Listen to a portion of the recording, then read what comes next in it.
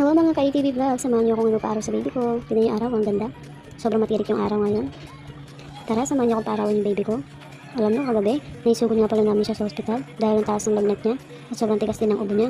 Meron din siyang sipon. Yung sipon niya, napakalinaw rin. After na nga namin siya masugod sa ospital, niresetahan siya ng gamot. At sinabi nga ng doktor namin, meron daw siyang hika. At yung bagay niya, may plema daw. So kailangan daw siyang paarawan. At kinabukasan nga, pinaarawan na namin siya. Bumalik nga pala ako sa bahay kasi kumuha ako ng panyo para kung sakali papawisan siya, may pamunas ako sa kanya. At ayun nga, after namin sa hospital, umuwi na kami. Pinainom po na siya ng mga gamot niya. Dahil yung ubo niya sobrang tigas. Kaya kung makikita niyo sa video na to, tinatap-tap ko yung dukod niya para kahit paano mawala-wala yung plema doon sa baga niya. Ay nako buhay. Bakit kaya ganito yung panahon ngayon, no? Halos lahat ng bata dito sa amin may ubot sipon. Dahil na rin siguro sa panahon, dahil malamig ngayon, di ba? Kaya kayo mami, ingatan niyo yung mga baby ninyo. Kasi malamig ang panahon ngayon. Uso ngayon ang ubo at sipon. Tingnan niyo yung baby ko. Nagka-ubo at sipon din siya.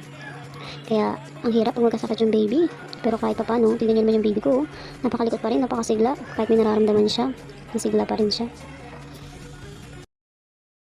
At ilang minuto na rin nga kami nagpapaaraw dito. Sabi ko sa kanya, paunti na lang, uuwi na rin kami. At para makapagpahinga na rin siya. At makatulog. Kung makikita niyo nga sa video na yan, nagdadaldal siya. So hanggang dito lang po. Maraming salamat po sa mga viewers namin, sa mga nag-like and subscribe. See you on my next video. Thank you. Bye-bye!